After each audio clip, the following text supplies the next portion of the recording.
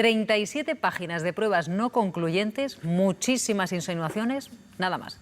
Ese es el contenido principal de lo que hasta ahora ha aportado la defensa de Víctor de Aldama al Tribunal Supremo después de esa explosiva declaración en la Audiencia Nacional.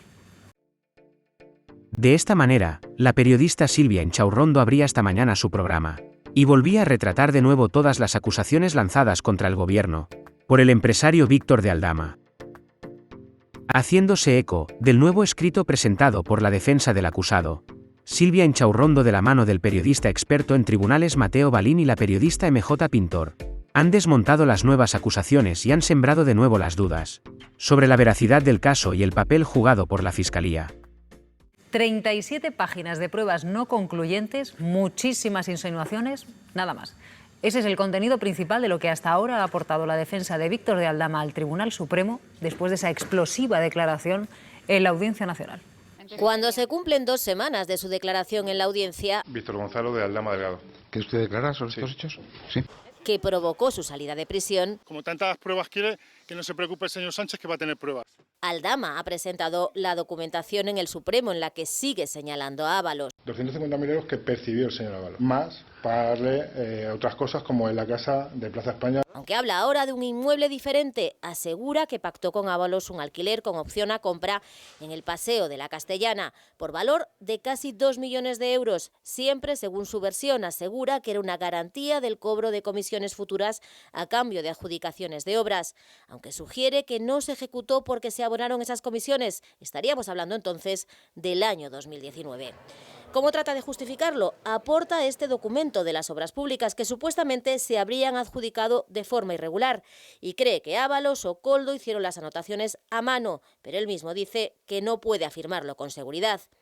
Sigue disparando hacia los mismos. Del ministro Ángel Víctor Torres hace esta insinuación sin aportar un solo dato. Habla de otro piso para encuentros de diversa naturaleza en los que participaba junto a otras personas en la calle Atocha. Y para intentar demostrar hasta dónde llegaba su poder en el gobierno, muestra pantallazos con los números de teléfonos de miembros del gabinete. De Teresa Rivera, con falta de ortografía incluida, del propio Torres o del segundo de María Jesús Montero. Solo los teléfonos, no las conversaciones. Dice que no las tiene porque estaban en el teléfono que le incautaron por la trama de hidrocarburos. Mateo Balín, muy buenos días. Buenos días, Silvia, Marc. Así que 12 días después de que el juez permitiese salir a Aldama de prisión, 12 días después de que él jurase y perjurase que tenía pruebas, de momento no ha presentado ni una, ¿no?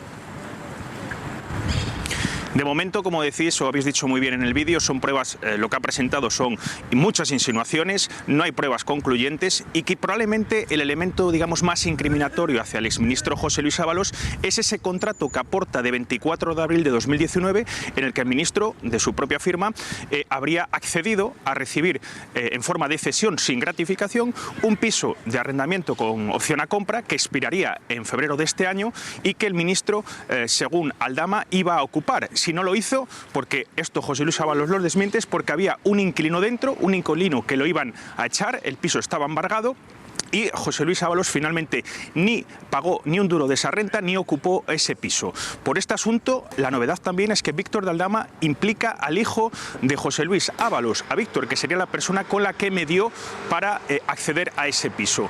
¿Cómo puede probar esto Víctor de Aldama? Le está diciendo el juez del Tribunal Supremo que le diga a su colega de la Audiencia Nacional, el que le mandó a prisión, recuerden, por un fraude de 182 millones de euros por un asunto de hidrocarburos, que le devuelva su móvil, que lo vuelque y ahí tendría conversaciones de WhatsApp donde podría, digamos, corroborar lo que ayer presentó en prueba documental, que, como decimos, en general no son más que insinuaciones, pruebas no concluyentes y insinuaciones, como decimos, sobre personas sin aportar ni un solo dato.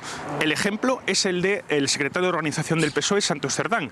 Vuelve a incidir en que se le entregó por parte de Koldo 15.000 euros en un bar frente a Ferraz, pero no aporta nada de este asunto. Tampoco sobre Carlos Moreno, jefe de gabinete de María Jesús Montero, sobre el ministro Ángel Víctor Torres, o sobre otras personas que dice que tenían los WhatsApps en su teléfono y de ahí que quiere recuperar ese teléfono. Vamos a ver lo que hace la Fiscalía ahora. Es una petición que también tendría que encabezar la Fiscalía, porque recuerden que la Fiscalía tiene un pacto de colaboración con él. Veremos si esto que ha presentado ayer es suficiente o no, pero hay un elemento, Silvia, que es muy importante. Ayer el juez de la Audiencia Nacional, Ismael Moreno, el que instruye el caso Koldo en origen, le pidió a la UCO que pasara la prueba del detector de verdad de lo que dijo Aldama en sede judicial.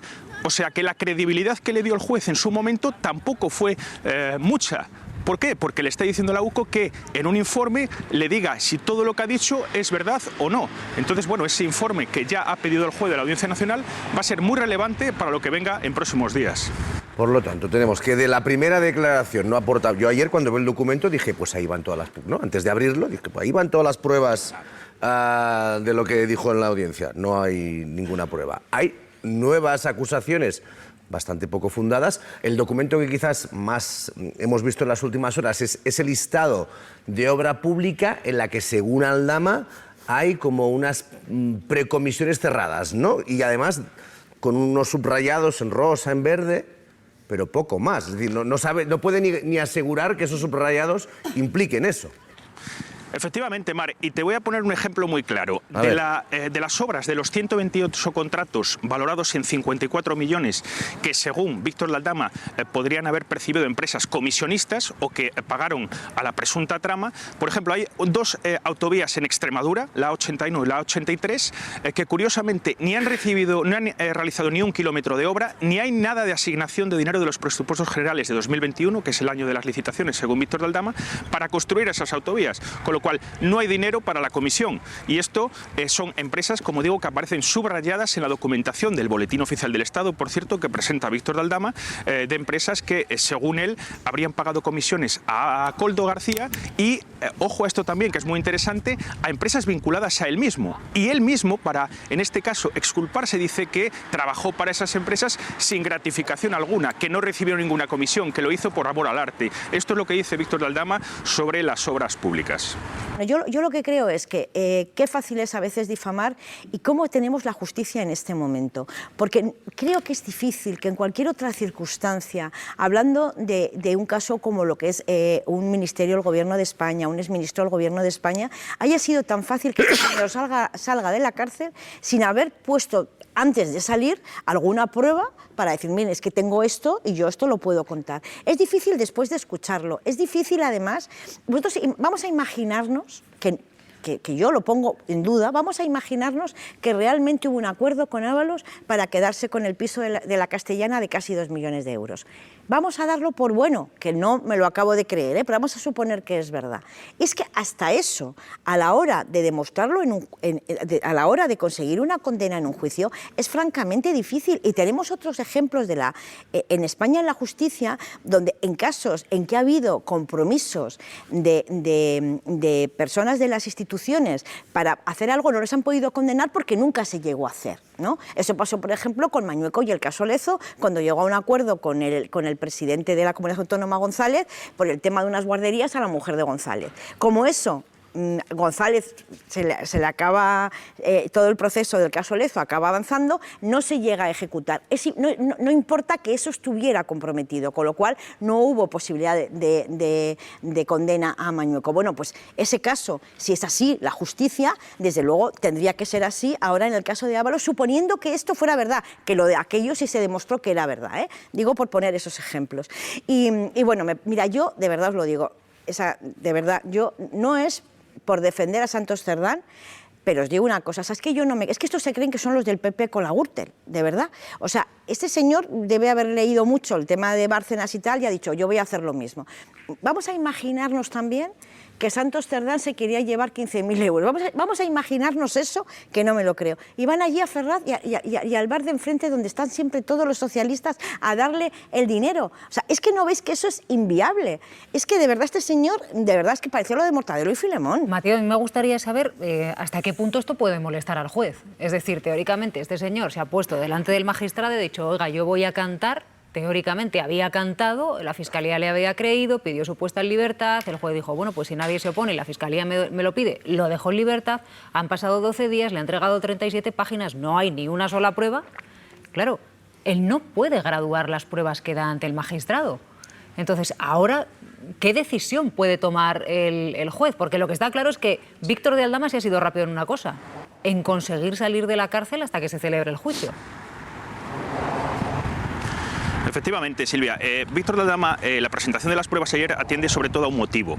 La Fiscalía le estaba presionando, le estaba diciendo, oye, presenta ya las pruebas porque si no el pacto se diluye. El pacto de conformidad al que habíamos llegado tiene que estar sustentado por prueba documental. Hay una fecha clave que es el 12 de diciembre, que es cuando declara José Luis Ábalos en el Tribunal Supremo, y hay un doble elemento que se añade a la situación actual de la causa. Como bien sabéis, la causa ha pasado de la Audiencia Nacional al Tribunal Supremo porque Ábalos es aforado, con lo cual el tribunal competente para investigarle es la Sala Segunda del Tribunal Supremo. O sea que estamos hablando de que un juez del Tribunal Supremo, que se le presupone mucho más garantista, va a hacerse con la instrucción, ya se ha hecho con la instrucción, y la novedad segunda es que probablemente el fiscal jefe anticorrupción, Alejandro Luzón, asuma en persona las diligencias que se lleven también en el Tribunal Supremo, como fiscal de sala que es. Con lo cual estamos hablando de que el procedimiento va a tener muchas más garantías, en este caso para el acusado, para defender su presunción de inocencia, y claro, con estos elementos Víctor de Aldama probablemente hace una semana o hace 2 semanas no contaba porque el asunto estaba en la Audiencia Nacional con un fiscal con el que ya estaba colaborando, y ahora estamos en una nueva fase del procedimiento, una nueva fase que tiene la primera fecha el 12 de diciembre con la declaración de José Luis Ábalos y posteriormente, como bien sabéis, con la declaración de Koldo García la semana siguiente y del propio Víctor de Aldama. Vamos a esperar a ese momento para ver cómo actúa el juez. Pero ayer el juez de la Audiencia Nacional, Ismael Moreno, ya nos dio, como os decía, un primer dato, ¿no? Que es, voy a preguntarle a la UCO si todo lo que me está diciendo el acusado es verdad o no, o que hay de verdad, o que hay de mentira, o si todo es falso. Entonces vamos a esperar a esos dos movimientos, la declaración de José Luis Ábalos y lo que diga la UCO respecto a lo que Aldama dijo en la Audiencia Nacional, para ver en lo que deriva la causa. Bueno, pues Aldama, como venimos contando, apunta directamente a Ángel Víctor Torres. También dice que le alquilaban un piso desde Política Territorial. Responde Laura Cerdeira que no responde esto a la realidad, es más, que van a acumular esto a lo que ya querían llevar a la justicia en contra de Aldama.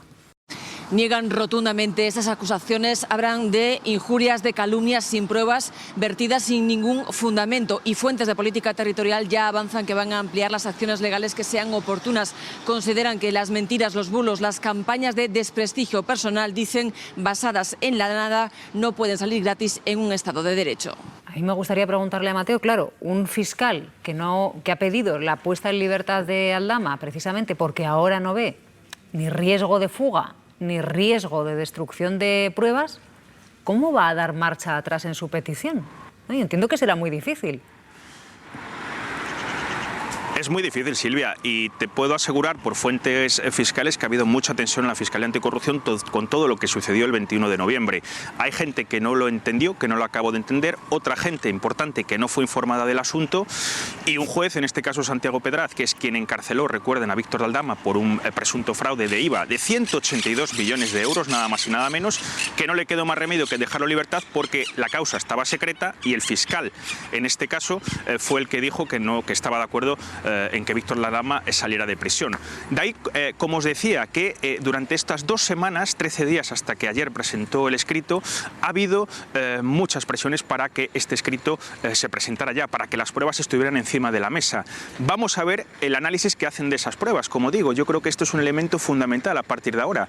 Lo digo por la credibilidad que entonces le dio el juez y el fiscal en la Audiencia Nacional a lo que Aldama dijo, que confíen ahora en la UCO para analizar lo que dijo allí Aldama, es un elemento que probaría que la credibilidad no era muy elevada, y que veremos ahora las pruebas que ha presentado si son suficientes o no. A mí lo que me dicen fuentes jurídicas es que el único elemento, como habéis tratado, que hay encima de la mesa que involucraría directamente a Ábalos, y que Ábalos, por cierto, ayer desmintió, dice que es víctima de un engaño, es el contrato de 24 de abril de 2019, el contrato en el que sí que hay un interés para ceder una vivienda en el Paso de la Castellana, valorado 1,9 millones, un alquiler en sistema de arrendamiento con opción a compra. Ábalos dice que fue un engaño. Ábalos dice que en ningún momento eso se ejecutó, que no estuvo en esa vivienda y que no pagó ni un duro de la renta. Y lo que dicen también los investigadores es que habría similitud con lo que ocurrió con el chalet de Cádiz. Recordar que los dos elementos que apuntan directamente a Ábalos es el usufructo de un chalet de Cádiz pagado presuntamente por la trama, y los pagos de la trama al piso de la entonces pareja pareja de Ábalos en Torre Madrid, en Plaza España. Aquí se nos juntan varias cosas. Yo quería plantearle a Mateo, porque este es un caso que lógicamente ya estamos viendo que se ha usado políticamente, pero es que estamos en la fase de instrucción. Es decir, estamos al principio de la investigación, Mateo. De todos los documentos que presente este señor, el juez le puede rechazar todos ellos. Con lo cual, esto es así, ¿no, Mateo? Es decir, todavía estamos en una fase, digamos, embrionaria dentro de la investigación policial y judicial. Bueno, fíjate, Silvia, el embrión de la investigación que a José Luis Ábalos no se le ha hecho una investigación patrimonial. No se le ha hecho una investigación patrimonial. No ha declarado aún, no ha tenido derecho a defenderse de estas acusaciones. Lo hará el próximo 12 de diciembre. De lo que salga de su investigación patrimonial, a lo mejor tenemos algún indicio más de esas presuntas comisiones valoradas en unos 600.000 euros que, según Víctor de Aldama, entregó a través de Koldo García a José Luis Ábalos. Todo eso se tendrá que dirimir en una investigación patrimonial que tendrá que hacer la UCO de la Guardia Civil o Unidad Policial Investigadora en próximas fechas.